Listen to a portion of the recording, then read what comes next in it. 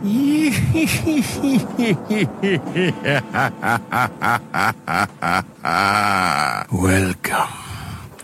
to Biff's Mystery Theater. I have many tales to tell you.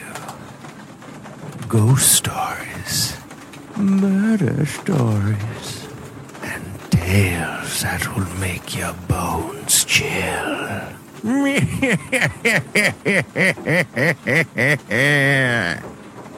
Join me, won't you? For Theater of the Mind, where you always have the best seat in the house.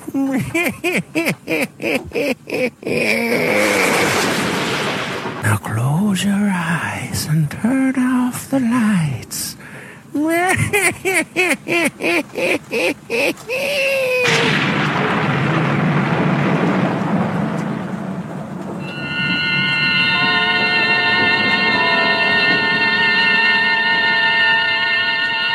Columbia Network takes pleasure in bringing you Suspense.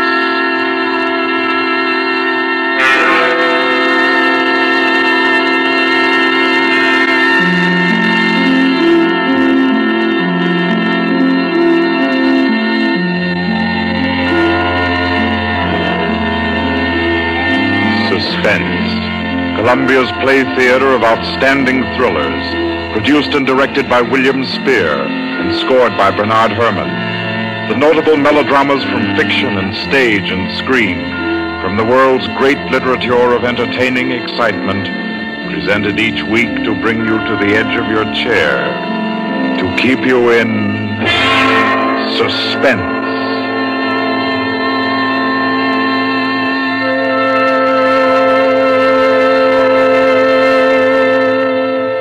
Tonight's adventure in suspense is from the pen of Dorothy Sayers.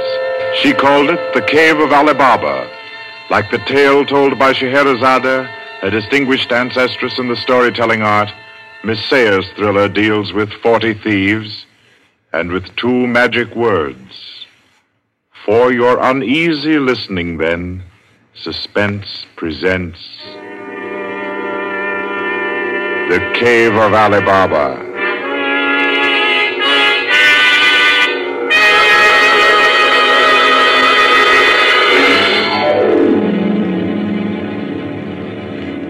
On a Saturday afternoon in January, in a grim and narrow house in Lambeth, a man sat eating kippers and reading the daily paper.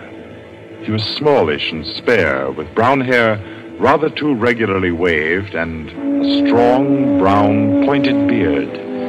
His double-breasted navy blue suit, his socks, tie, and handkerchief were all scrupulously matched, and his brown boots just a trifle too highly polished.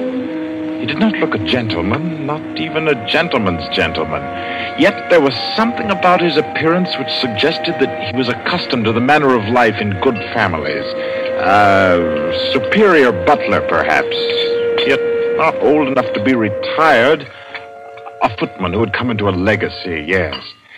He had just finished eating, and he was sipping his coffee when a slight noise at the front door caught his ear. Swiftly, too swiftly for a quiet little man sitting eating kippers and reading his paper on a Saturday afternoon, he sprang up, he dashed through the small hallway, and he flung the door open. Of course, no one in sight.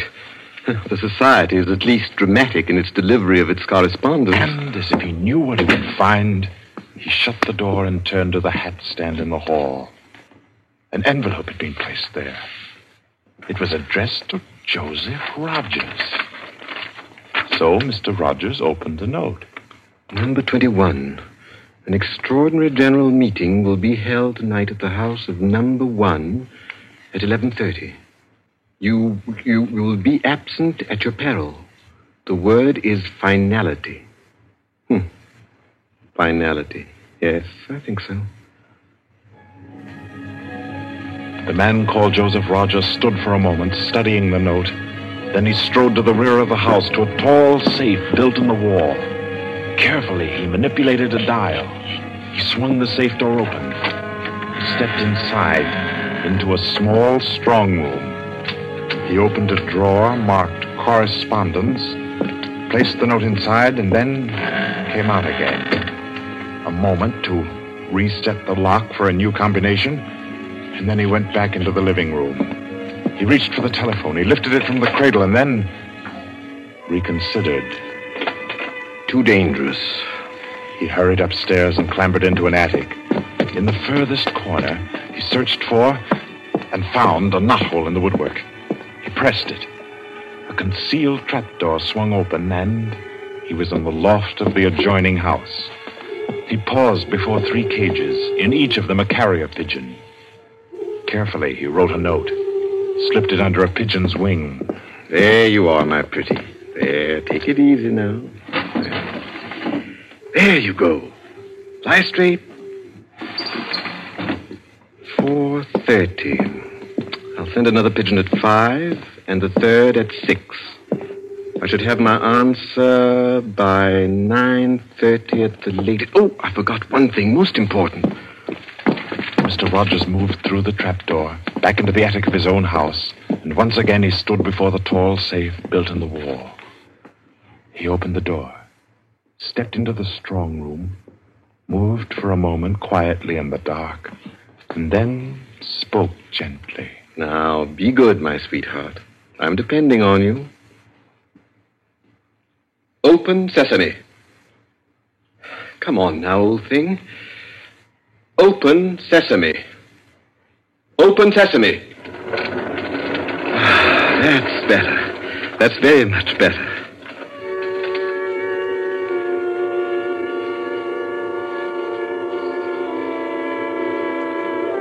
By 9:30, his answer was back. All the little piece of paper said was a hasty okay. At a quarter before 11, he took his revolver from a locked drawer, inspected it carefully. Yes, loaded it with cartridges from an unbroken packet, and left the house. He walked quickly, keeping well away from the wall. And when he climbed on a bus, he sat next to the conductor, where he could watch all who got on and off. By 25 minutes after 11, he was out on lonely Hampstead Heath, pausing in the shadow of a large tree to adjust a black velvet mask on which, in white thread, was stitched the number 21. Then he stepped briskly to the door of the villa that lay before him and...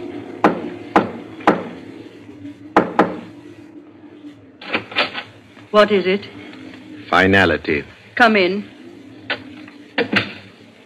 Go right on through. Number 1 will check you in. Right.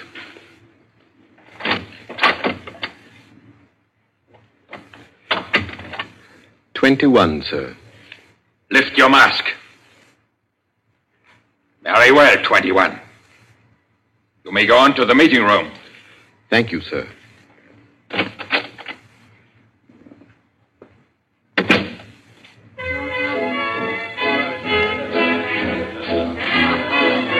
The room of the villa in which Mr. Rogers now stood was a large one, a brilliantly lighted room. There was a gramophone in one corner blaring out a jazz tune. To its rhythm, couples, masked men and women, were dancing. Some were in evening dress, some in tweeds and jumpers. In another corner of the room was the bar. Mr. Rogers went up to it and asked the masked man in charge for a double whiskey. He consumed it slowly, leaning on the bar. The room filled. Presently, someone moved across to the gramophone and stopped it.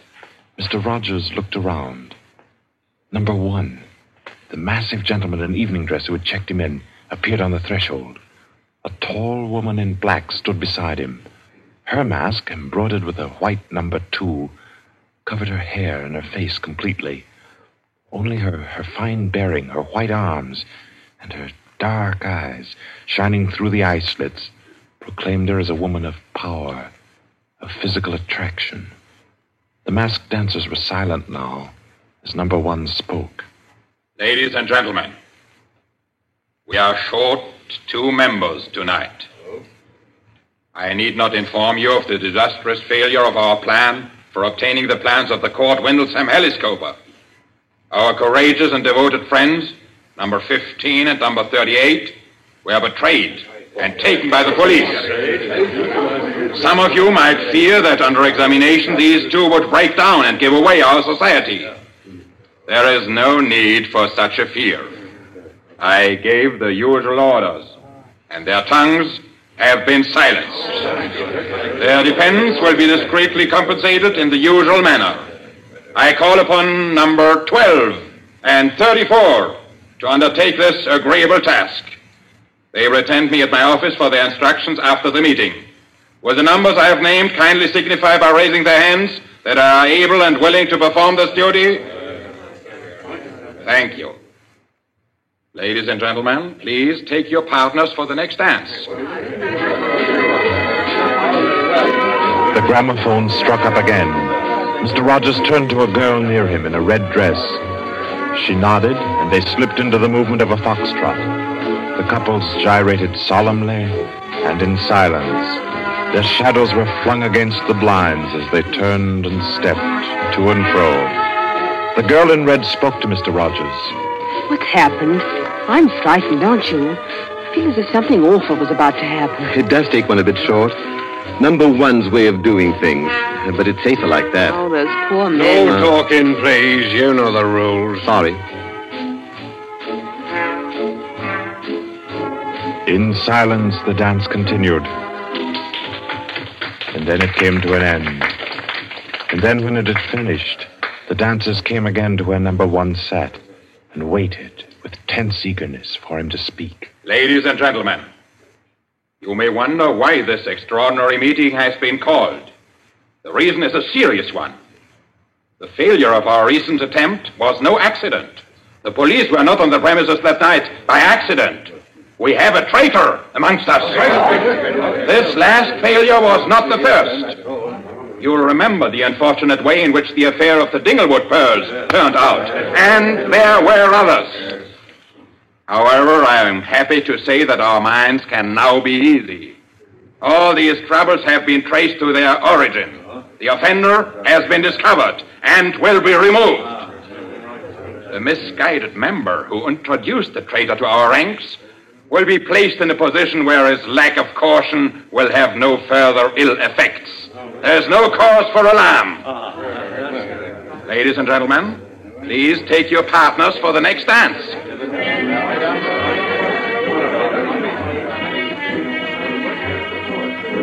Again, the gramophone took up its bizarre monotony, and the masked dancers glided and turned, and their movements were sharper, more staccato. The girl in red was claimed by a tall mask and evening dress. A hand laid on Mr. Rogers' arm made him start. A small, plump woman in a green jumper slipped a cold hand into his. The dance went on.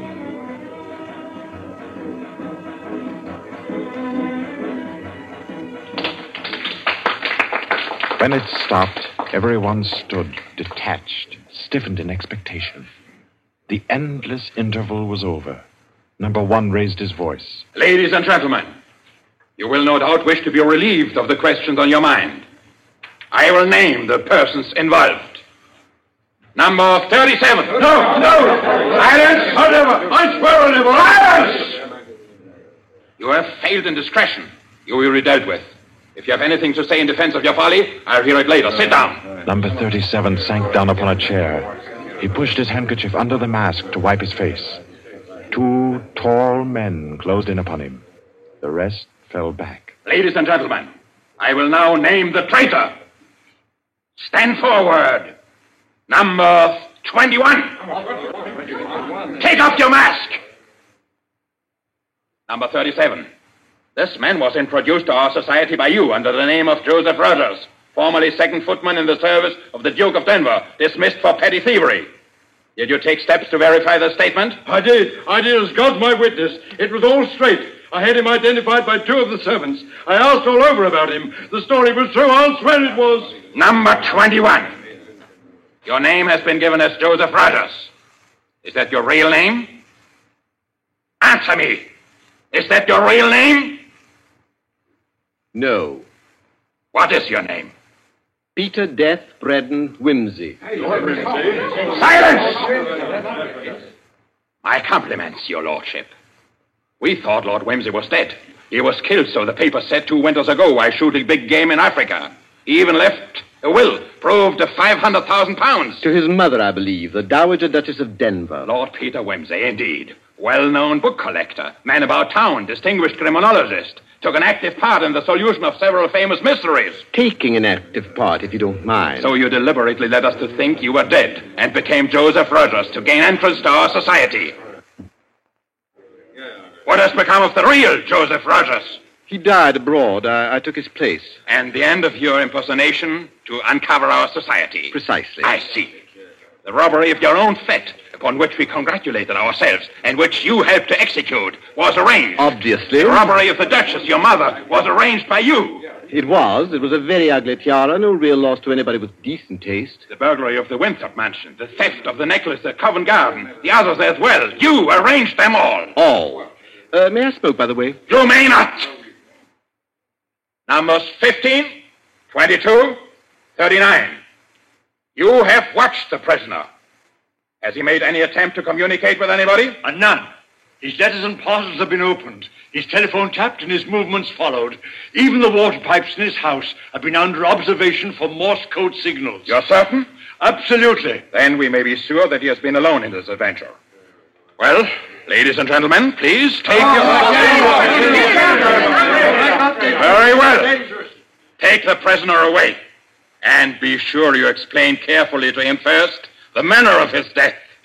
I'm sure he'll enjoy it. Wait, at least you can let me die decently. Take him away. Stop, I have something to say, something to sell. We make no bargains with traitors. No, but listen.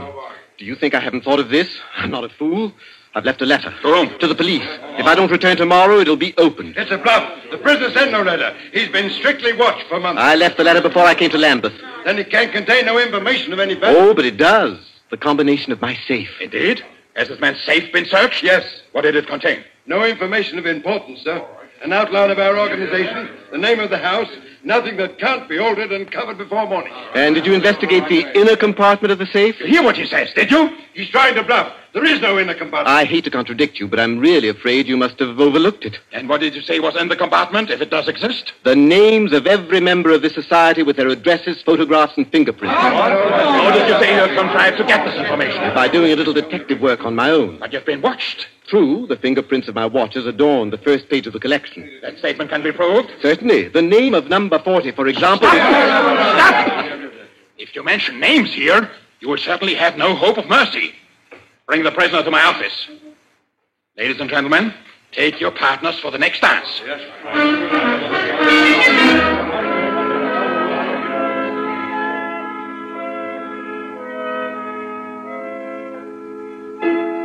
am I to go on? I've proved that I know your gang from number 1 through number 25. Do you want me to prove that I know the others as well? My lord, your story fills me with regret that you are not, in fact, a member of our society. Wit, courage, and industry are valuable in an association like ours. I fear I cannot persuade you. No, I suppose not.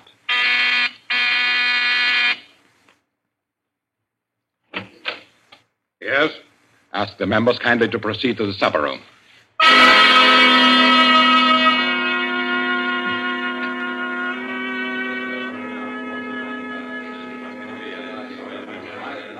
Ladies and gentlemen, I'll not conceal from you the seriousness of the situation. The prisoner has recited to me 25 names and addresses which were thought to be unknown except to their owners and to me. There has been great carelessness. Fingerprints have been obtained. He showed me some photographs of them. He tells me that the book of names and addresses is to be found in the inner compartment of his safe, together with certain letters and papers stolen from the houses of members, and several objects with fingerprints. I believe he tells the truth. He offers the combination of the safe in exchange for a quick death. I think his offer should be accepted. What is your opinion, ladies and gentlemen? The combination is known already. Fool!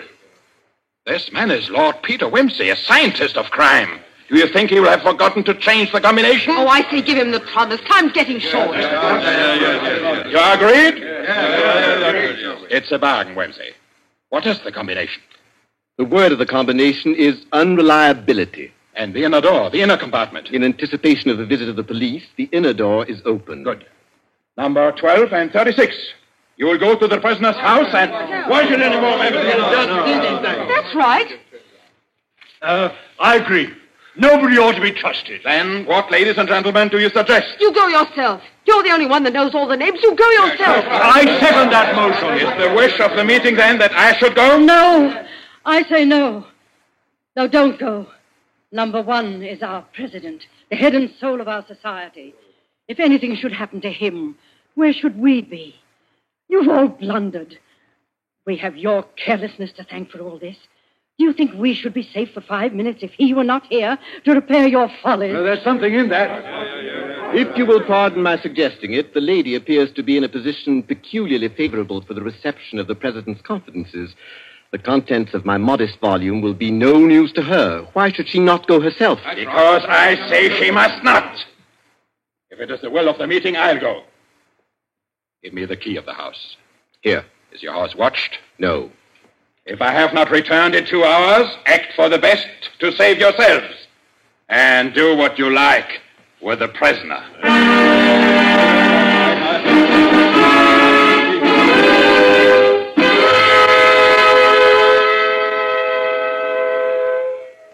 The president has been gone 2 hours. Traitor! What's happened to him? How should I know? Perhaps he's looked after himself and gone while the going was good. Liar! Oh. He'd never do that. What have you done with him? Speak, or I'll make you speak. I can only form a guess, madam. I'm afraid that your president may quite inadvertently have left the door of the inner compartment closed behind him, in which case... Yes? Well, let me explain the mechanism of my safe. The inner compartment has 2 doors. The outermost opens outward with an ordinary key. Oh, do you think that the president is so stupid as to be caught in an obvious trap? Undoubtedly, he will have wedged open that inner door. Undoubtedly, madam. But the sole purpose of that inner door is to appear to be the only one. Hidden behind the hinge of that door is another, a sliding panel, also left open. Inside the compartment is the big, heavy ledger containing all the information about this society. This ledger lies on a steel shelf. Do I make myself clear? Oh, yes, go on. The steel shelf is balanced on a concealed spring. When the weight of the book, the ledger, is lifted, the shelf rises almost imperceptibly, and in rising it makes an electrical contact. Now, let me draw a picture. Your president steps into the inner compartment, sees the book, takes it up, anxiously to examine to see if it's the right one. The shelf rises, the electrical contact is made, and the steel panel behind him slides into place. He's trapped. You devil! What is the word that opens the inner door? Quick, the word. Do you remember the story of Ali Baba and the 40 Thieves? Well, when I had this safe constructed, my mind went back, well, call me sentimental if you will, to my childhood. The words that open the door are open sesame. Oh. How long can a man live in this devil's trap of yours? Oh, I should think he might hold out for a few hours if he didn't use up all the oxygen by hammering and yelling. I imagine if we go there at once, we'll be able to get him out all right. I'll go myself. I think you'd better take me with you. Why? Well, I'm the only person who can open the door. But you've given me the word. Yes, you have the word. But this door of mine, I'm rather proud of it. You know, it's my own invention. It's the latest thing. It will open to the words open sesame, all right. But to my voice only. Your voice? I'll chop your voice from my hands. Don't. What do you mean, your voice only? Don't clutch my throat like that. You'll wreck my voice, and then the door might not recognize it. There, that's better. The door got stuck for a week once, and when I had a cold. Is what he says true? Is it possible? Perfectly possible, madam. It'll have a microphone arrangement. Could be done also with light vibrations. We must let him go. Take the ropes off him. Let him go? Nothing. He doesn't go to blab to the police.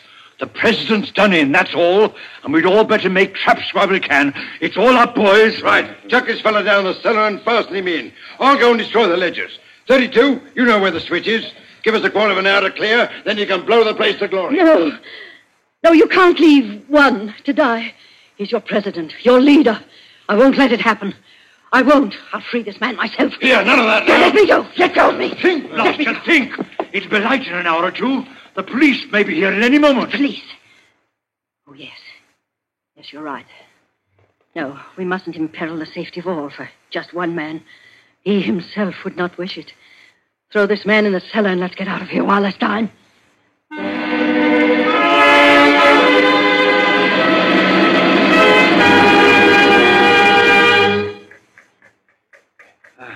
Here. This is good enough. Leave him here. Right. Let's go. Hey, you chaps. Yeah? Should have gagged him. I say, it's lonesome down here in this cellar. You might at least leave the light on. Don't worry about the dark. They're taking you here as the time fuse for the bomb that's going to blow out this place. It's all set. You won't have long to wait. Not long.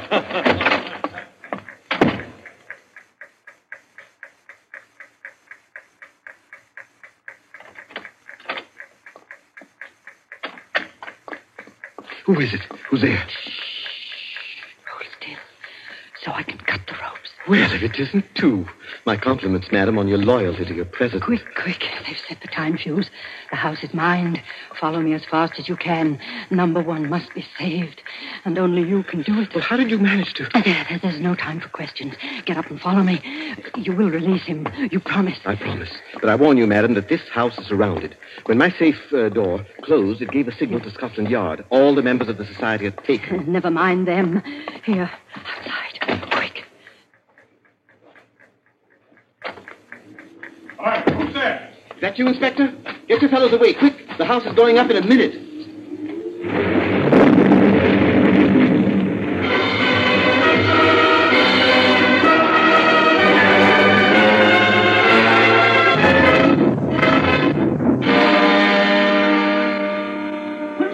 Lord Quincy! It's Inspector Parker, old man. Are you all right? I'm a bit winded. What happened, Inspector? Well, about half a dozen of them got blown up. The rest we bagged. Hurry, we must hurry. Who's this? One of the gang. She's called number 2. We must save him, we must. Golly, I clean forgot the gentleman in the safe.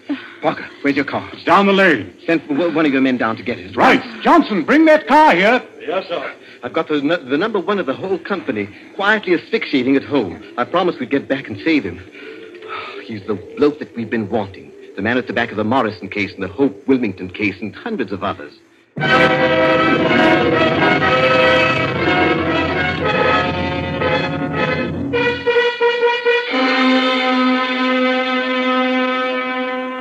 Is this it?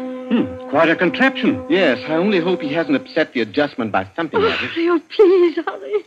I hope you haven't hurt my voice. You sound all right. I can only be conversational. Come on, old thing. Show us your paces. Open sesame.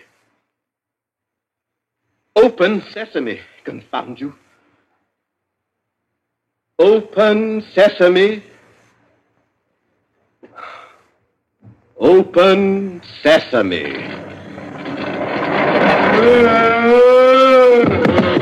He's dead. Let me see. No, he's not. He lived to stand his trial.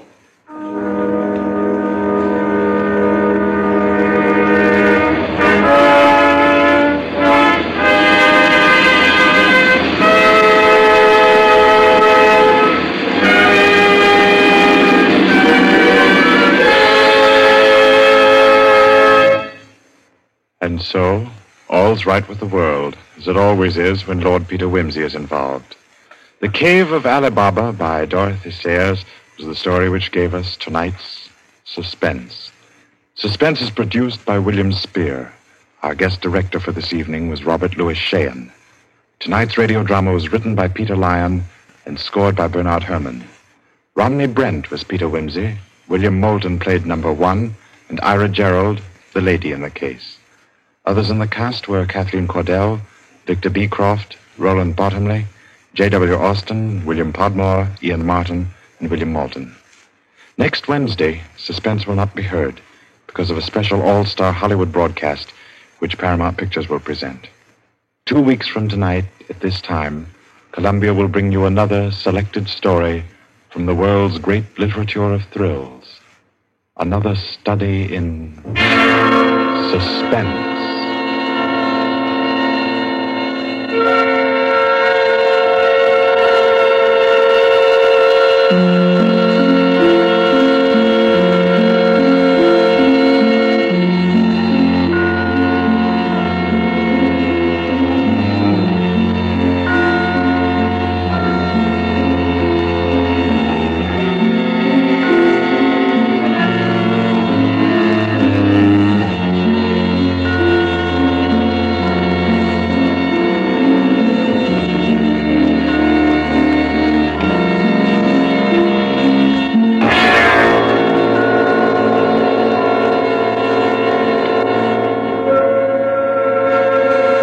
This is Barry Kroger, and this is the Columbia Broadcasting System.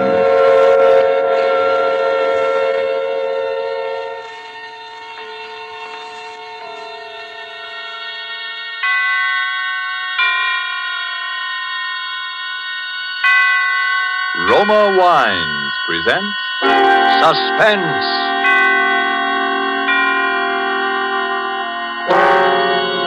Roma Wines, made in California for enjoyment throughout the world. Salud. Your health, senor. Roma Wines toast the world. The wine for your table is Roma Wine, made in California for enjoyment throughout the world. This is the Man in Black, here for the Roma Wine Company of Fresno, California, to introduce this weekly half hour of Suspense. Tonight from Hollywood, Roma Wines bring you Mr. Sonny Tufts in a suspense play that tells of a murder in Boston and of perilous adventure in Vermont's snow-covered hills. And so with Cat and Mouse, and with the performance of Sonny Tufts as John Guthrie, an engineer, we again hope to keep you in suspense.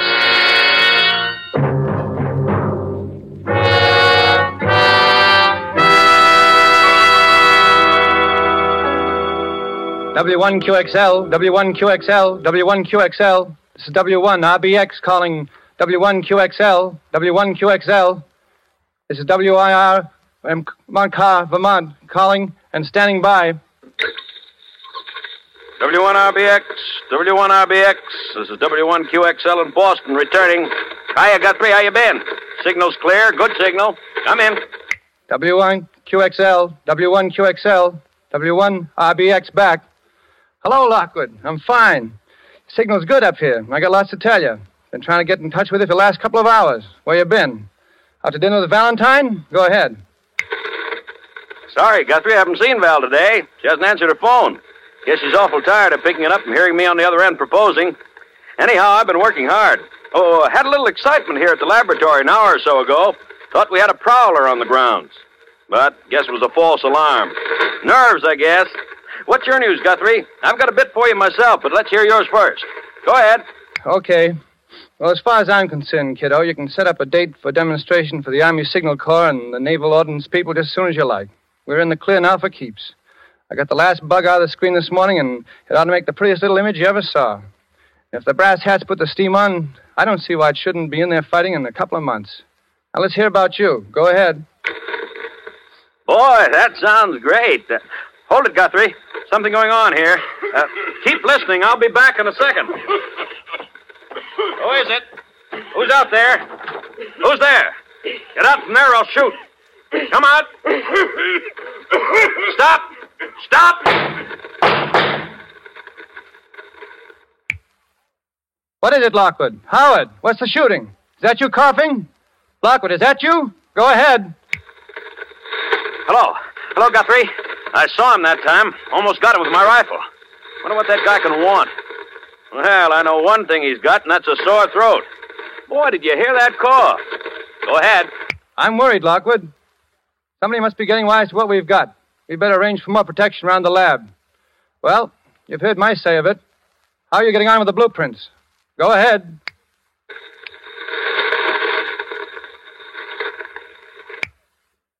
Did you hear me, Howard? Go ahead.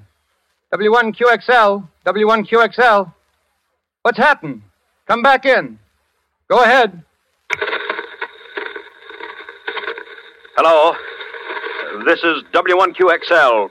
I'm going away. I'm going skiing. I'm going skiing up in Sunbury, Vermont at the Phoenix Hotel. The Phoenix. Have you got that, Frank? Frank? What's all this about you going skiing? You've never been on skis in your life.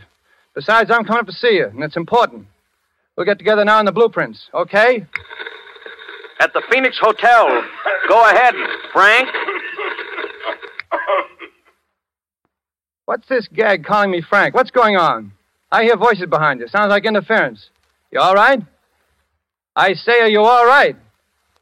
I'm leaving here for Boston in the morning. I'll bring the whole works. No, don't. And don't contact Val.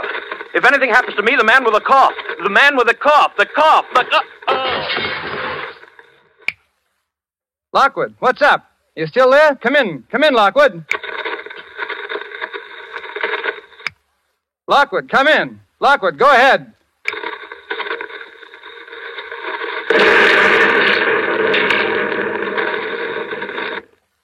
W1QXL, W1QXL. This is W1RBX calling. Go ahead. W1QXL, W1QXL. This is W1RBX. Go ahead.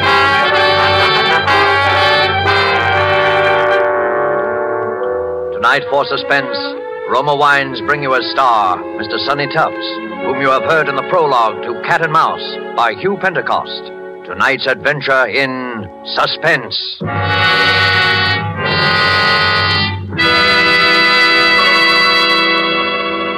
While the play's scene changes, let me describe another scene that might even now be taking place in the handsome cafe of the Hotel Nacional de Cuba in Havana. An American visitor has remarked to his Cuban host what great enjoyment the Cuban music and the dancing gives him. Gracefully, the Cuban host returns the compliment, saying, "But your United States makes us a gift that gives great pleasure on many occasions.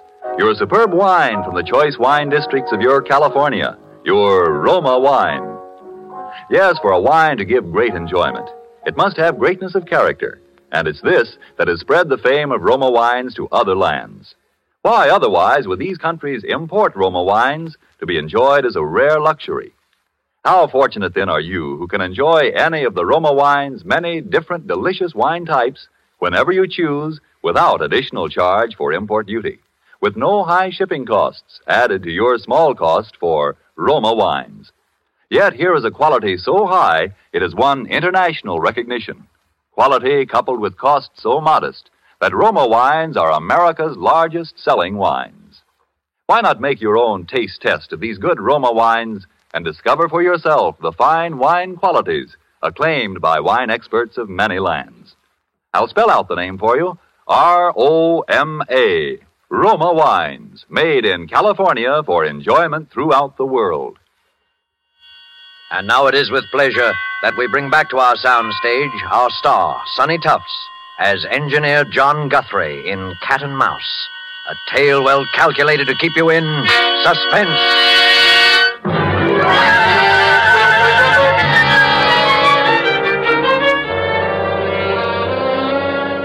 Well, that's about all the facts we know, Miss Ames. Yes? The bruises on Mr. Lockwood's head were a little hard to explain, as you pointed out. It was the explosion that killed him. That seems to be fairly... Dr. Vaughn, yes, the explosion may have been what actually was the final cause of his death. I take a doctor's word like you for that. But those marks and bruises, suppose he'd been beaten, hit over the head in order to make him... In order to make him what? But I can't say any more, Dr. Vaughn. I don't know quite what I'm talking about anyhow, I guess. You see, Howard had been experimenting with something. He had a collaborator. Collaborator? Yes, I don't know who. Howard would never... Well, he used to talk to this other man on shortwave. They both had shortwave sets. Radio hams, you call them. Those amateur radio operators. Yes. Well, I must go. Oh, let me help you with your coat, Dr. Vaughn. Oh, thank you. I must say that after talking to you, I'm partly convinced, Miss Ames, but murder's a pretty difficult thing to prove, especially in this case, and... Oh, excuse me. I'll be going, then. Hello? Yes? Who? Mr. Guthrie. Well... Oh, I see. Well, if you were his friend, Where, in the drugstore? Yes, I'll wait. Just come right up to apartment 15E. Yes. Goodbye. Thank you again for your trouble, Dr. Vaughn. Well, please feel that you can call... Oh, I'll get you some water. No, don't bother. Too many cigars. Bad larynx. I'm awfully sorry. I'll say goodbye. Sure you're all right? No, it's perfect. Don't worry. I'll keep in touch with you, Miss Ames. Yes. Well, goodbye now.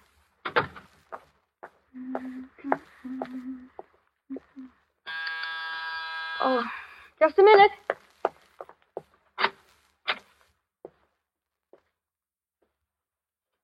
Hello, you must be Valentine Ames. Yes, I am. I'd recognize you anywhere. Well, just, are you Mr. Guthrie? Just throw your things in that chair there. You're just as I pictured you. Lockwood spoke of you so often. Howard spoke of me? Do well, you? You were engaged to be married, weren't you? No, I was fond of him, but Never that way. He told me, that is, he said... Then you were his collaborator. Oh, please, Mr. Guthrie, you can trust me. I need help. They all say his death was an accident. The coroner, the newspapers, the police. But I know it wasn't. How do they say it happened? An explosion in his laboratory. Chemicals he was using in his experiments. Nonsense, explosion. There wasn't anything more explosive in Lockwood's lab than a package of matches. Then you were his collaborator. Oh, please trust me. Lockwood was murdered. I know it. You think so, too, then? Yes. Well, then our job is to prove he was murdered. No, I'm sorry, Val. There's something more important that comes first. When they killed Lockwood, they stole half of our... well... Your invention? But half an invention is worthless. But I have the other half. In other words... Yeah. I'm next. We can count on that. But they don't know who you are. Maybe not yet. That was why Lockwood kept calling me Frank when he was talking to me, near the end. Didn't want to give my name away to them. And you've no idea who they are? Just something we could start on? It was just one thing. That night, the night he was killed, we were talking the shortwave, and he'd been bothered by a prowler. He spoke of it. Well, I even heard the fellow in the air. He was... Oh, that phone. Excuse me a second. Hello? Yes? Oh, Dr. Borbert. Yes, it's nice of you to call me back, and thank you so much for sending Dr. Vaughn to see me. He certainly is... Dr. Vaughn? But you sent him to see me about Dr. Lockwood. About Dr. Edwin Vaughn? You're positive? I see. Well, thank you anyway. Bye. What's up? Someone just before you came, and Dr. Edwin Vaughn said he was with the coroner's office. Called on me. And the coroner's office never heard of him. Is that it? Never. Uh-huh. Well, who was he? I mean, what did he look like? Would you recognize him if you saw him again? Well, he was just a middle-aged fellow. Poor man had a terribly bad cough, one of the really hacking coughs. A cough? Yes. It's the same one. He came to Howard's lab the night of the killing. I heard him. You're sure? Positive. You see, it fits. He was looking for me. Figured I'd come here to see you. He wants my half an invention. Well, Val, they need what I've got, and I've got to get back what they've stolen, so... Where are you going? Skiing. What? I'm going back to Vermont to go skiing. I'll send you a card from the Phoenix Hotel.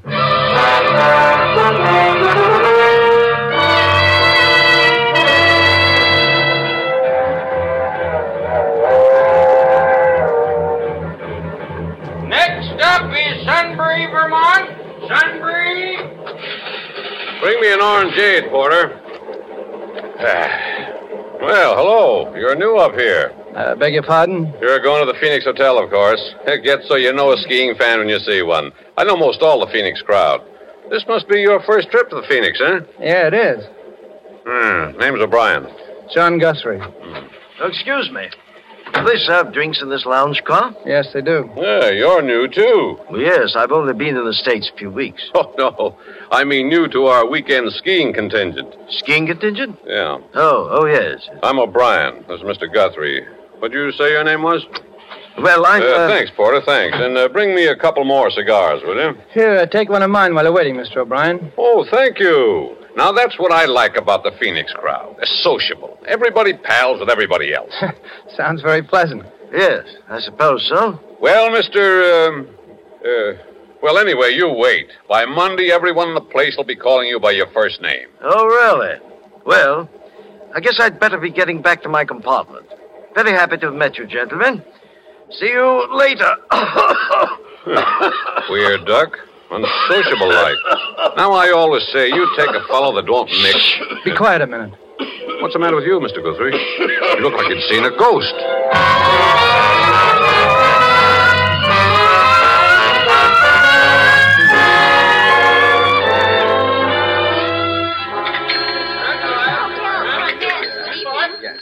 Good evening, Mr. Guthrie. I trust you're feeling refreshed now, sir. Yeah, 3 hours sleep and a long walk was just what I needed. Any messages for me? No, sir. Good evening, Mr. O'Brien. Hello there, hello. Ah, there you are. I've been looking for you everywhere. Want to introduce you around to some of the folks here. Well, thanks, Mr. O'Brien. I would kind of like to get acquainted. Why, sure. Be sociable. You see the old lady in the wheelchair? That's Mrs. Garvey. Mrs. Garvey, eh? Yeah. They're new here, too. Legs paralyzed, poor soul. Always sits and knits. The husky man's her husband. Well, hello there, folks. Hello, Irishman. Well. Feels good here. So you're our newcomer. Only one of them, yeah. And this sweet soul, Mr. Guthrie, is Mrs. Garvey. Excuse my not shaking hands. I'm all tied up in this ball of wool. When you can't walk, you compensate by keeping the hands over busy. Well, it's very considerate of you to make me feel at home here, Mrs. Garvey and Mr. Garvey. Surprised a strong young man like you isn't in the army. Really, Daddy, you have to excuse him, Mr. Guthrie. Nosy and fresh. Well, there's no harm done. See, I'm an engineer, and they've deferred me.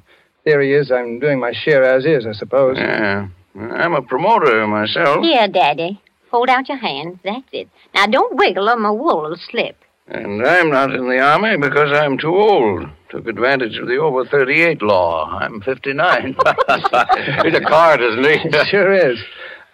Just what is a promoter, Mr. Garvey? Careful, Daddy. Those knitting needles almost stuck you then. They're special needles, Mr. Guthrie.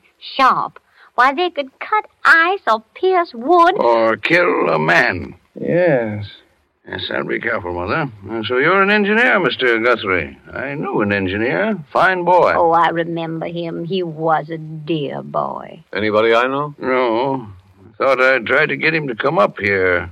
Was working on an experiment I was very much interested in. He wouldn't do business with me, though. Yeah? Now, bring your hands together, Daddy. That's a good boy. Fine. Daddy has such big, strong hands, yet they're so gentle. Well, the boy's dead now. Met with an accident, I think. Really? What did you say his name was? Howard Lockwood. Yes, Lockwood. He had a collaborator I've been trying to locate. He and I could really have a long talk. Say, by the way, Guthrie, have you seen that bird, the unsociable one we came up in the train with? No, I haven't. He's probably a big businessman. He seems so nervous. I tell you, it doesn't pay. Be sociable. Business can always wait. Definitely. When I see how little you fellas get out of life, I thank heavens I have the sense to retire. How long have you been retired, Mr. O'Brien? Be 4 years in June. You were in business for yourself? No, I was a professional man. Oh, I see. Medicine? No, detective. I was with the FBI.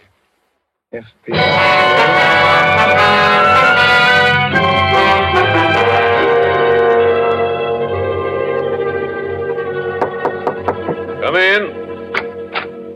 Well, Guthrie, come in. Feel just like a nice sociable talk. Sit down. Mr. O'Brien, I'm in trouble and I need expert help, and you were an FBI man. You can help me. Uh-oh. I was afraid of that. I'm sorry, Guthrie. I'm retired. Too old for the game. You get a hold of the Boston office. They'll get someone up to help you in a jiffy. Call Jack Porter. He's in charge now. They'll mention my name. But there's no time now. You see, Boston is 6 hours from here. I need help right now. Oh, take it easy, boy. Relax. I suppose you're another engineer with some gadget that's going to win the war. That's a familiar one. Mr. O'Brien, this is serious. There's a murder in this hotel, and if I don't get him, he'll get me. Now, take it easy. If you'll just give me a hand. You know, I felt there was something going on here this weekend. Things weren't sociable like they usually are. Mm-hmm. What have you noticed? Nothing in particular. Just people seemed to act funny. You take that Garvey and his old wife, and that bird with a cough that came up on the train with us. What's he up to, eating his meals in his room? Look, will you help me, Mr. O'Brien? I do have an invention, as it happens, and... Oh, excuse me a minute. Hello? Mr. Guthrie? Yes, he's here. The gentleman in 421. Right now. Very well. Goodbye. It's for you. Party in 421 wants you to step in and see him. That's him. That fake Dr. Vaughn. Well, this is it. And you refuse to help. Oh, now, look, I'd like to, I guess, but after all... All right, O'Brien, but look, just this. 421 is right down the hall. And if I'm not back in 10 minutes, will you knock on the door? Oh, that much? I'll do for you. John. Val. Valentine, what are you doing here? We agreed that you... Oh, John. Open your door quickly before we're seen together. Look, Val, I've got something important to do. Wait in my room for me. If I can only find a key. The door's open. It's funny. I locked it. Look! The room's been searched. My papers, the pillows, my trunk. Oh, John, they know you. Where is it? You didn't bring the blueprints with you here. Not that dumb. Well, it's gone. What? My gun. Oh, John, I'm afraid. I feel as if I'd known you for a long time. My dear. Val, you know I love you, don't you? John, we shouldn't talk about that now. But, you see, I've been in love with what I think you are. I've only known you for 2 days, and... What are you trying to ask me, John? Why you came when we agreed that you shouldn't. Because I was afraid that you... And why I find you hiding near my door and find the door unlocked when I had locked it only 10 minutes ago, and then I come into my room and I find this. Oh, John, don't. Please don't. I came because I wanted to help you. I felt that if you were in danger, it wasn't right for me to stay home, safe, not knowing. Yeah. I'm sorry, Val. I trust you. Look, stay here. I'm going down the hall. Somebody's waiting. Oh, don't go, John. Don't, please. I'm afraid for you. You got a gun, Val? Yes, I thought I might need it. Well, give it to me. Now, kiss me. Oh, John, Wait here. If I'm not back in 10 minutes, get the police. Where are you going? Room 421. To talk to a man about his cough. I'm going with you.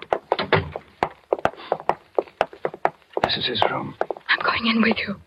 You're staying outside. Step back. Don't let him see you. Open up. His door's open, too.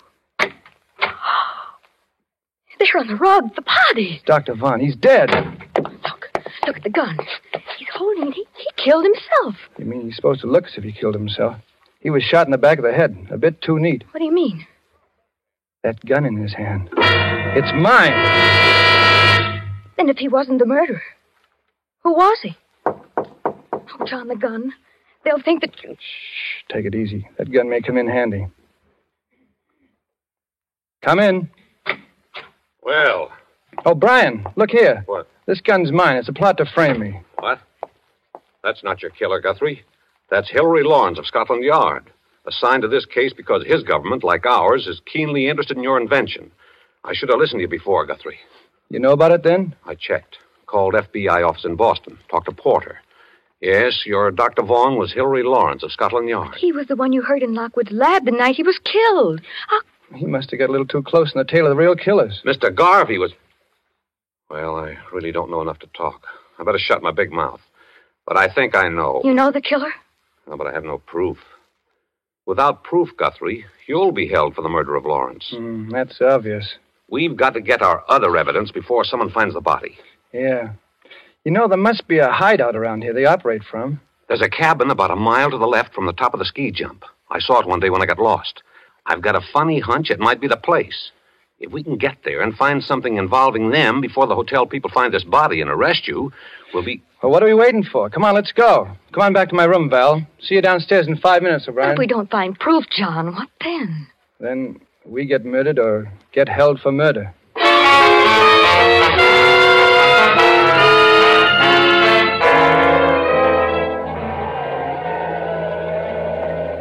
The cabin's dark. Yeah, one of these keys must fit. Ah, that one does it.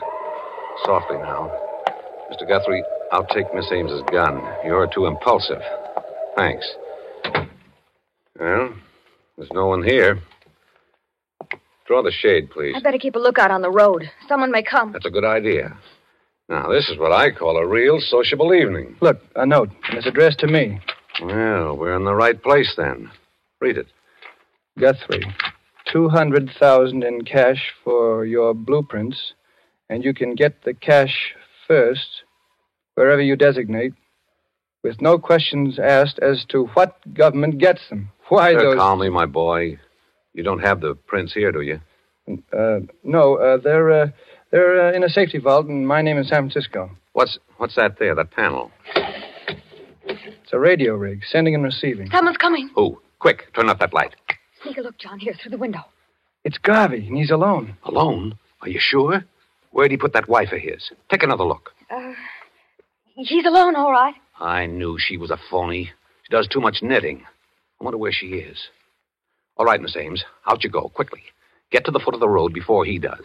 It's your car, understand? Yes. You're lost, looking for a way back to the Phoenix. Delay him from coming in here. Right. I'll go outside. You search the place, O'Brien, with Val. No, let the girl go. Her best weapon is her charm. Hurry now. Stall them as long as you can. Good luck. Don't worry. I can see them from here. Look at it. Short wave. Yeah. With this outfit, Garvey could hear Lockwood and me talking over our work. Yeah. Pretty clever operator, I'd say. Can you see Val? Yeah. She's getting near him now. Brave girl, that one. The best. There she is. He's seen her. Let me have a look. See them? Over my finger, between that row of trees. Yeah, she's talking to Garvey now. She'll stall him. Yeah. Hey, come on, O'Brien. Let's start searching his place. Wait a minute. Look, they're coming this way. The two of them. Well, I should have known. Val? Oh, no, it can't be. Sorry, Guthrie, but you're seeing right. The girl's with Garvey. But she loves me. I know it. She's honest. I swear it. They're coming up the path. You stand behind the door. I'll stand up on the balcony and cover them from behind with a gun. You all set, Guthrie? All set. You spring out on them as they close the door, and I'll cover you from here. Val, Garvey, duck. He's got the gun. Above. Oh, my arm. O'Brien. All of you reach. Don't stoop for that gun, Guthrie. Up with your arms. 3 of you are going to join the late Mr. Lockwood. The girl and Mr. Garvey of the FBI who poked his nose in the boot too far. You're out of your mind, O'Brien. What will you get by killing us? I've got the information you want, and if I'm dead, you'll never get it. I'm fighting for my life now, not your invention. With you three out of the way, I've got a chance. A fire in this lovely cabin will do the job nicely. Now get into that closet, all of you. Get started. You're missing one, O'Brien. My wife. I'm not worrying about that. Drop your gun, Mr. O'Brien. That point you feel in your back is my knitting needle. Drop it. Remember, it can crack ice, pierce wood, or kill a man. Okay, Mrs. Garvey. Certainly nice to see you again. Nice job, Guthrie. You tipped us off just in time. Sit down, Mother. You look tired. You must be standing behind the kitchen door for an hour. Look here. Just be quiet, Mr. O'Brien. Formerly of the FBI. Kicked out for improper conduct, he was. The service has had its eye on you ever since, my friend. Yeah, you see, you made a slight error, O'Brien, when you said you'd called the porter of the Boston FBI office. The outgoing lines from the hotel have been out of order since 5 o'clock. Oh, your arm, Daddy. Here, let me bandage it. You better get going and have it looked after. Oh, it's bleeding. I think I'm going to faint. Faint ahead, Val. I got a pair of arms that aren't doing a thing.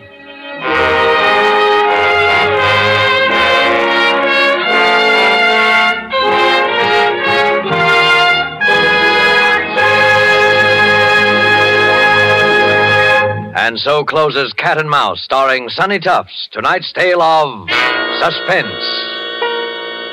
Mr. Tufts appeared through the courtesy of Paramount Pictures and will soon be seen in the Paramount picture, I Love a Soldier. Few spots on the globe boast the unique and perfect combination of nature's gifts, which makes possible truly good wine.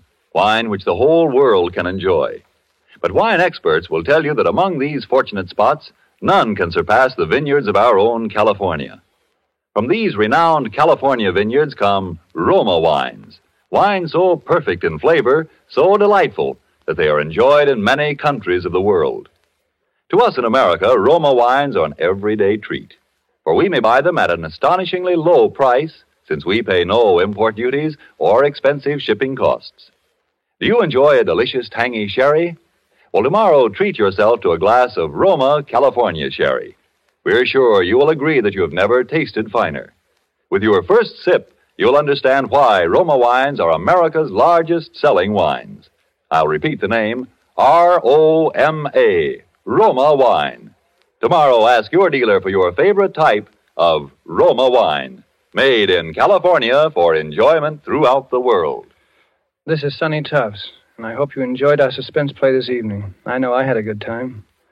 I'm looking forward to next week's show, and I know you must be, when that remarkable actress, the Academy Award winner, Madame Katina Paxinu, will be the star of Suspense. Suspense is produced and directed by William Spear. Next Thursday, same time, you will hear Katina Paxinu in Suspense. Presented by Roma Wines, made in California for enjoyment throughout the world.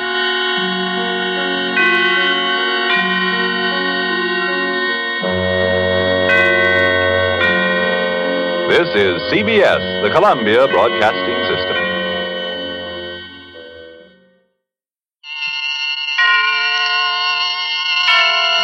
Autolite and its 96,000 dealers present Suspense. Tonight, Autolite brings you a transcribed tale of violence and tenderness. A story we call The Gift of Jumbo Brannigan, starring Mr. William Bendix.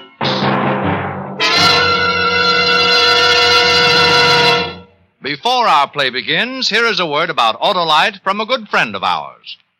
Hello, everybody. This is Harlow Autolite Wilcox, singer of superlatives about those sturdy, stout, supremely scintillating stars of action and accuracy, world-famous Autolite spark plugs.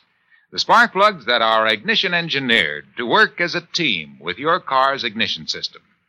When you replace worn-out spark plugs with ignition-engineered Autolite spark plugs, that fickle, finicky, and faltering engine will happily hum and gleefully give smoother performance, quick starts, gas savings, all mighty important advantages to every car owner. That's why we say spark plugs should be regularly and carefully checked by your friendly Autolite spark plug dealer. He'll check your spark plugs with the exclusive Autolite Plug Check Indicator. That's a special device that tells the right story for your type of driving. And if cleaning or adjustments are needed, he has the equipment to do the job quickly and efficiently. And remember, too, your Autolite spark plug dealer is the only one who can offer you your choice of Autolite standard or resistor-type spark plugs. So go to your Autolite spark plug dealer soon, because you're always right with Autolite. And now, with the gift of Jumbo Brannigan and the performance of Mr. William Bendix, Autolite hopes once again to keep you in suspense.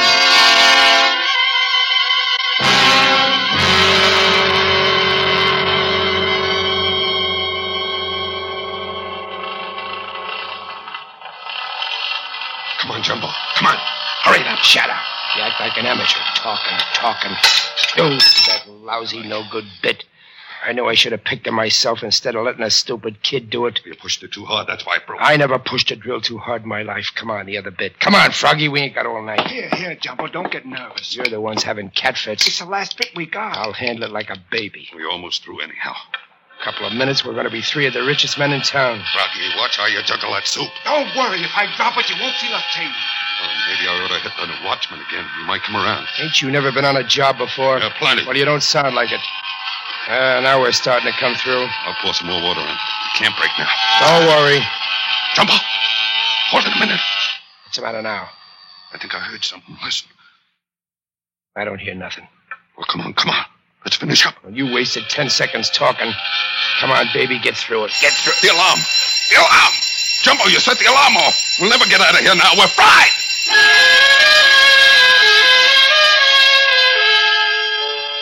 I dropped the drill and listened. The alarm was sounding in my head like cannon fire. And I knew the next thing we'd hear would be size 12 brogans pounding up the stairs with cops' feet in them. You'd think that with 25 years at the business behind me, I'd know better than a tripping alarm, wouldn't you? 3 weeks of freedom was all I'd been able to snatch. It didn't feel like 3 weeks, but more like 3 minutes ago somebody called my name out. Francis Augustus Brannigan. All right. Knock it off, you guys. Knock it off. Benzie, you've been a trustee a long time. So maybe you trust me to rearrange your face. The name's Jumbo Brannigan. Don't get sore, Jumbo. Only use your whole name for a joke. This is quite an occasion. Oh, okay, Benzie. I guess this is the one day I should let you have your fun. Warden sent me to get you. He's waiting. You hear that, you failures? The warden's waiting for me. So long, guys. Take care of yourselves. So long, Tiger. So long, Peanuts. So long. Greatest bunch of no-good bums in the world. Yeah. Oh, how I've been waiting for this. Are all my papers right and everything? You're as clean as a snowflake, Jumbo. Your release is signed, train tickets on the warden's desk. All you gotta do is tell him goodbye. Goodbye, warden. Goodbye, warden. You know, I might even say something nice to the creep. Insult him for me, will you? I'm in no position to do it myself. All right, inside. Just a second. Oh. Yes, what is it? Brannigan's ready to leave, sir. Well, Brannigan. Oh, hello, warden. Nice day, huh? Beautiful. That'll be all, Benzie. Bye, Jumbo. I'll keep it camped in the window for you. Yeah, don't bother. Great guy. How old are you, Brannigan? 51, I think, warden. How many years have you spent in prison? Well, counting reform school and everything, 25 years. Half your life. Don't you think you've been a failure long enough? Oh, yeah. Yeah, Warden, you're right. Those long nights back in there really pounded a lesson into this thick skull. From now on, I'm going to be known as Honest Jumbo Brannigan. Well, you'll have a chance to prove that. I wonder if you can. What do you mean by that, Crack? Have you forgotten about your boy? Oh, yeah, the kid. Well, I haven't heard much from him, and I don't even know what he looks like. How he looks isn't important. It's how he feels. Put yourself in his place. He's only 14 years old. He spent 10 of those 14 years as a ward of the state. Never had a family or a chance. Oh, poor kid. Too bad his mother didn't live. I wish there was something I could do for him, but I guess there ain't. Well, now, here's where we start putting some lives back together, Jumbo. There is something you can do for that kid. I'm going to tell you just what it is. When you get outside, you're going to take that kid, and the two of you are going to live as father and son. But, Warden... We've already got an apartment for you. The rent's paid for 6 months. We've gotten you an honest job. Doing what? Working in a department store. Mr. Bishop, who does rehabilitation work, has agreed to take you on. Oh, that's swell. The parole office, the Child Welfare Bureau, and the police department are going to keep tabs on you both until you straighten out your life. Brannigan, you step out of line once, and you'll wish you'd never been born. Oh, Warden, I told you. I'm going out of here, and I'm going to go straight. I'm planning to make a decent home for myself, and I'll be glad to make a home for that kid. He won't have to worry, and you won't have to worry. Nobody will. Because Jumbo Brannigan's going to live an honest life from here on out. Is that clear? That's clear, Brannigan. You have my best wishes.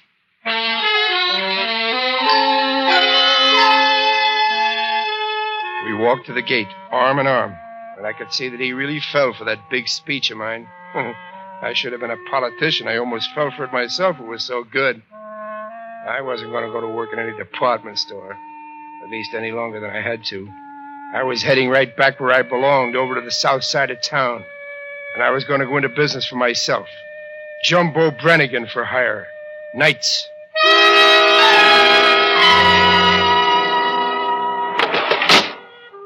And then all of a sudden I was outside. Free. I spit on the sidewalk, stretched my arms out wide, and took a good deep breath of that sucker's air. Jumbo. It's me, the kid. What? The kid? Mine? Sure. Didn't they tell you I was going to be waiting for you out here? Well, no, I guess they forgot. Well, you think I'd let you down? My old man, Jumbo Brannigan? You're kind of skinny. Oh, I've been a little off my feed. You know, the excitement of you getting out. Well, nothing to get excited about. I've been out before. We're going to live together, huh? Have our own place, huh? You're all right, kid, so we're going to live together. But get this straight. I'm making the rules. You keep out of trouble. You get in by 10 o'clock at night. If you call me Daddy once, I'll loosen a few of those baby teeth. Okay, Jumbo. We'll do anything you say. Anything you say. You don't know how good it is to see you. My old man.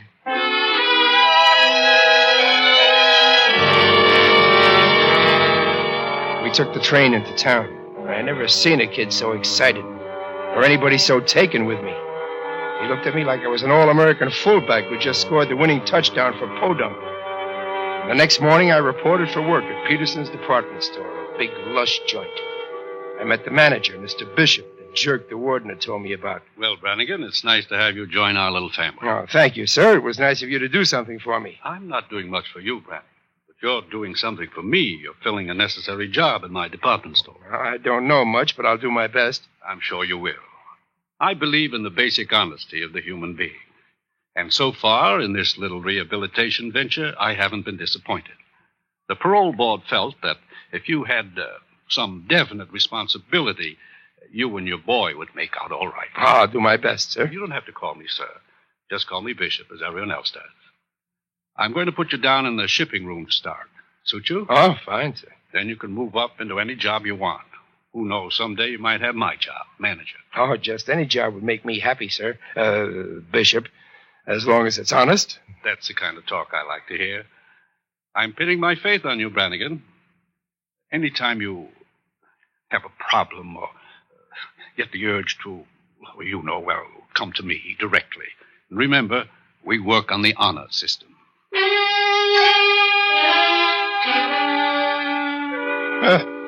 Honor system. That suited me just fine. Inside of an hour, I'd cased the layout and found the main safe. It was on the second floor, and it was so beat up I could have opened it left-handed with a sectional jimmy. Oh, what a setup. It was the first time I'd ever been paid to case a joint by the very people I was going to knock off.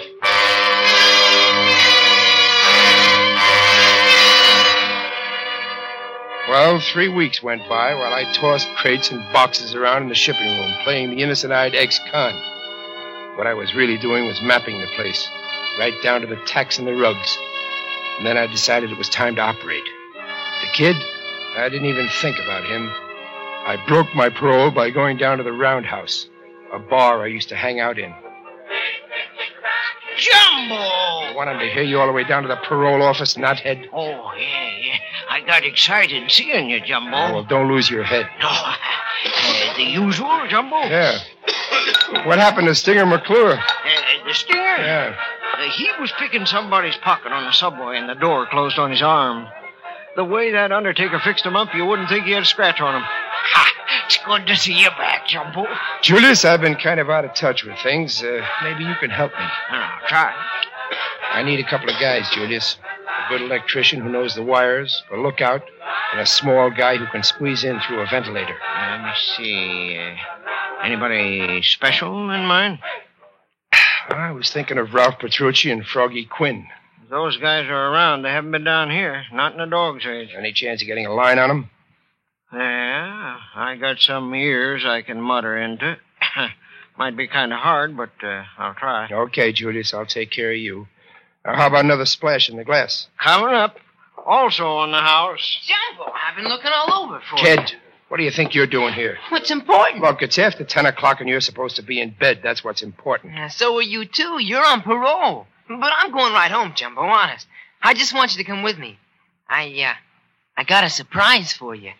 What surprise? I can't tell you here, but it's really big. All right, kid, let's get it over with.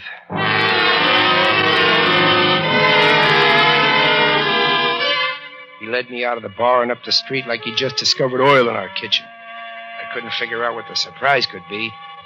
And when we got to the apartment and opened the door, you could have knocked me over with a baby's rattle. The two guys I asked Julius, the bartender, to scout for me were sitting on the sofa, big as the ears on a bull. Ralph Petrucci and Froggy Quinn. Oh, here he is, fellas. How are you, Jumbo? Welcome home. Oh, hello, Ralph. But how did... Give me a mitt, Jumbo. Froggy Quinn, I can't believe it. How did you guys get here? How did you know? I got him, Jumbo. I knew you was looking for him. You knew I was looking for them? Sure, for the job. What a kid, huh? What job, kid? Come on, tell me, what job? The one we're gonna pull. Now, wait a minute. Let me get this straight. We're not pulling any job. Sure we are, Jumbo. Let me tell him, Ralph. Who do you think got you the parole? Who do you think got you that job in the department store? This apartment. Who? Me, that's who. I went up to that creep, Mr. Bishop, and cried my eyes out like a little baby, telling him how much I needed my old man, and wouldn't he help me? Kid, you don't know what you're talking about. And furthermore, we're not going to knock off the department store the way you've been thinking. Who says we're not? I do. We're clipping the loan company next door. That's where they keep their money nights, and that's where the real pile is. Now, here's the plan. Now, hold on a minute, kid. You going crazy or something? He knows what he's doing. Well, there's not going to be any job like this. And there's not going to be any kid like that in on it. Yes, there is, Jumbo, with or without you. I've been planning this job 3 years, and I'm going to go on it. Are you? I stood there looking down at that 90-pound skinny little kid, my own flesh and blood, planning a job like a hard guy who'd been in the rackets all his life. I felt like batting him right down through the floor. But everybody stood there staring at me, waiting for my answer. And all of a sudden I knew what it was going to be, because I didn't like the looks of this job. What was that, Jumbo? You heard me, Froggy. Count me out. I don't want any part of it. Jumbo, you're nervous. You just got out. Now, we'll all pretend we didn't hear what you said. A chance to say something else. Jumbo, I thought you'd be proud. I planned it. I said I want no part of it. Don't waste time beating your gums. What's the matter, Jumbo? Don't you trust your own kid? Save that dog guy for some stupid cop when you're standing in a lineup. Jumbo Brannigan don't trust nobody. Jumbo, you're forgetting the kid here's got a real head on him. He even sprung you. I've already thanked him. So long. Wait a minute. Oh, it's going to be that way, huh, Ralph? Yeah, Jumbo, it's that way. Now, while you're watching the gun, let me explain something to you. Before the kid could get in front of that parole board, he had to hire a longmouth, and that longmouth charged $5,000. Me and Froggy got it up. And that means we sort of got an interest in you. Is that right, kid? Sure it is. We got you out to pull this job tonight. And it's gonna be pulled tonight. We can't get nobody else to stand in for you. I mean it, Jumbo. $5,000 don't grow on trees, so just try to walk out of here. I'll kill you. Right in front of your own kid.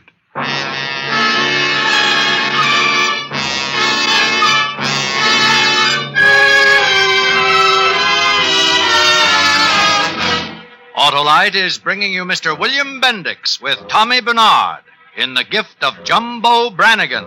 Tonight's production in radio's outstanding theater of thrills, Suspense.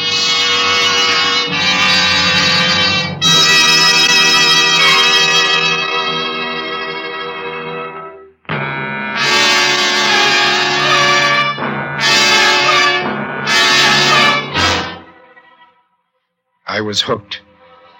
Oh, I wasn't worried about the heater Petrucci was dangling around on his finger, or the way Froggy was sliding around in back of me holding his shiv with a trick blade.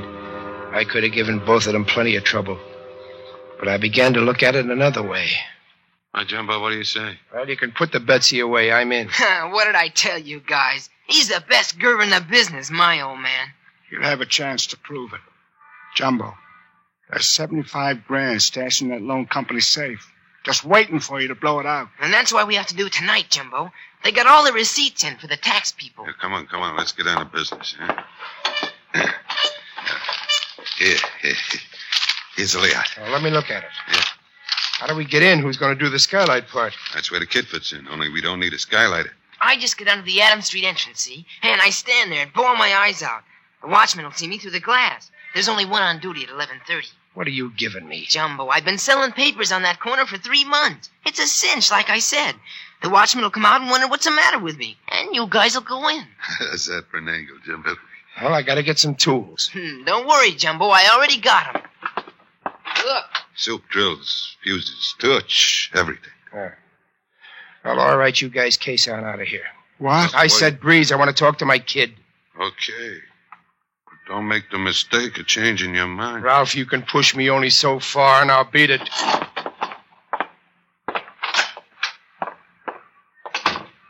Jumbo, I think the luckiest thing that ever happened in my life was being your son.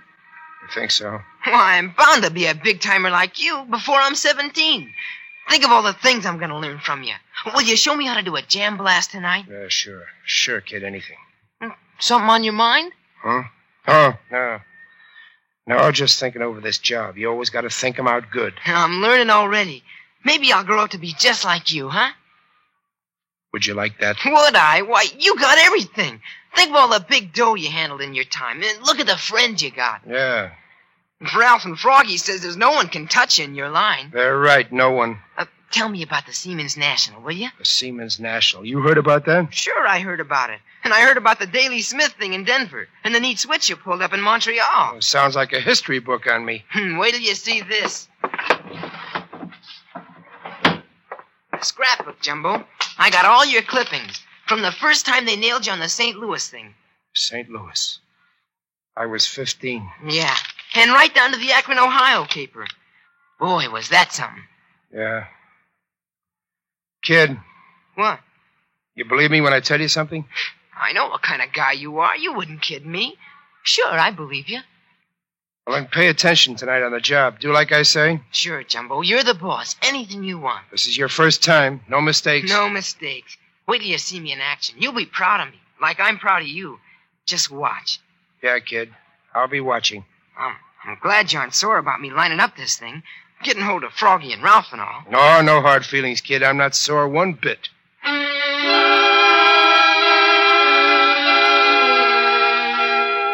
We all started out at 11:15.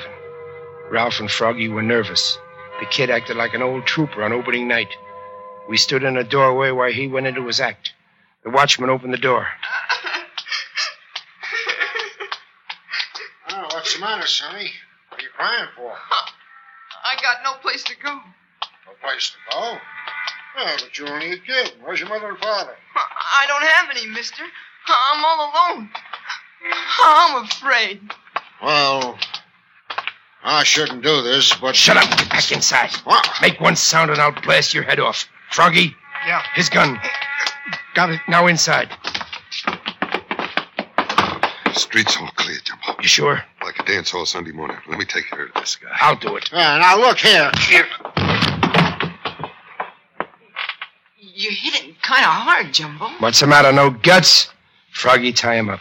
Okay, Jumbo. And gag him. Yep, right. Ralph, the shades. Okay. Where's he alone? I told you, you don't have to worry a thing about that, Jumbo. You let me do the thinking. It's by the office door. I wonder if he's dead. Well, the guard just made his call in. We got 15 minutes to crack it.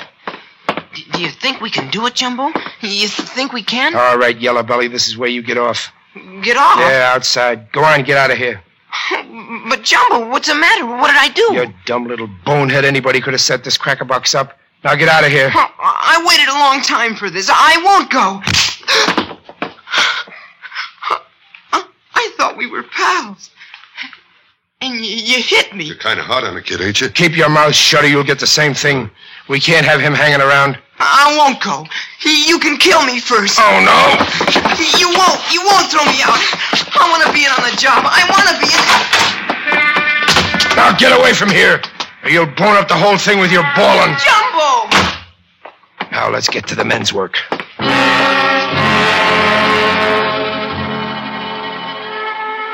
tin can was an antique, but it was tough. I worked as fast as I dared. Ralph and Froggy helping me, but the drills kept breaking off. Ralph was nervous and Froggy was juggling the nitroglycerin in a way that set us all on edge.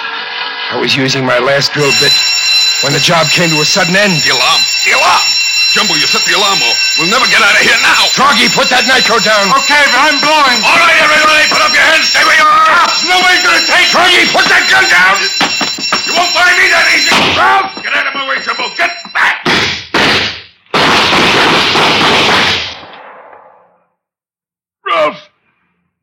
Ralph, you really loused us up.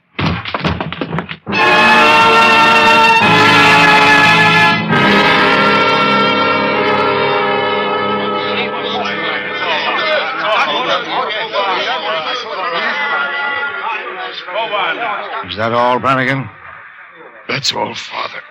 Ego te salvo. In nomine Patris Let et me through. Filii et Let me Spiritus through. Sancti. That's my old man there. Jumbo. What's the matter, kid? Ain't you ever seen a guy lie in a gutter and die? I thought you'd been around.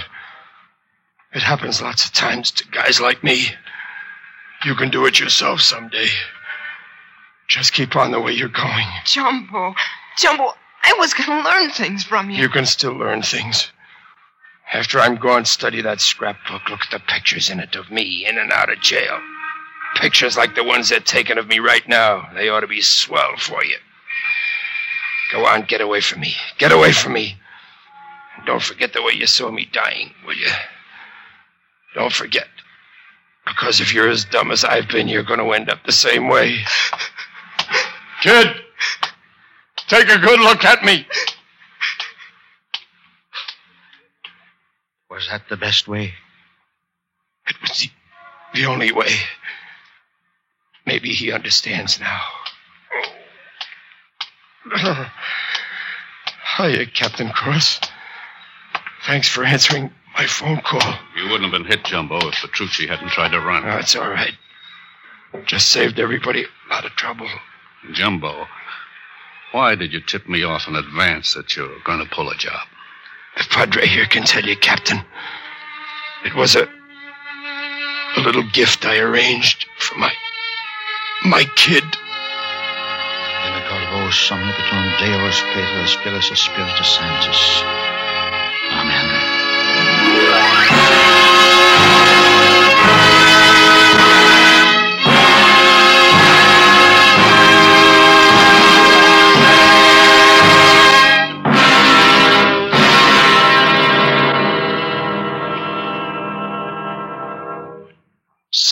Suspense, presented by Autolite. Tonight's star, Mr. William Bendix. This is Harlow Wilcox again to tell you that Autolite makes over 400 fine products for cars, trucks, planes, and boats in 28 plants from coast to coast. These include complete ignition systems used as original factory equipment on many leading makes of our finest cars. Generators, coils, distributors, electric windshield wipers, voltage regulators, wire and cable, starting motors, and many more. They're all engineered to fit together perfectly, work together perfectly, because they're all part of the Autolite team. So, friends, don't accept electrical parts supposed to be as good. Ask for and insist on Autolite original factory parts at your neighborhood service station, car dealer, garage, or repair shop. Remember, you're always right with Autolite.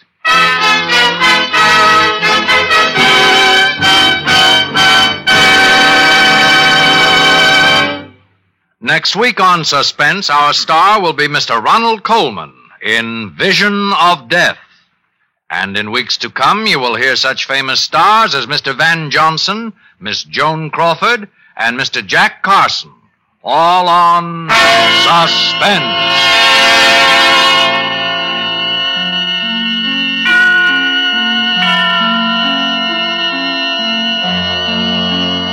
Suspense is produced and directed by Elliot Lewis, with music composed by Lucien Moraweck and conducted by Lud Bluskin. Portions of this program were transcribed. In tonight's play, Tommy Bernard was young Brannigan, Jay Novello was heard as Froggy, and Ed Max was Ralph. Others in the cast were Leo Cleary, Joseph Kearns, Herb Butterfield, Junius Matthews, and Charles Calvert. The Gift of Jumbo Brannigan was written for Suspense by E. Jack Newman and John Michael Hayes. William Bendix may be heard on his own show, The Life of Riley, sponsored by Pabst Blue Ribbon Beer. And remember, next week on Suspense, Mr. Ronald Colman as a mind reader who discovers his nightclub act is not a fake. A story we call Vision of Death.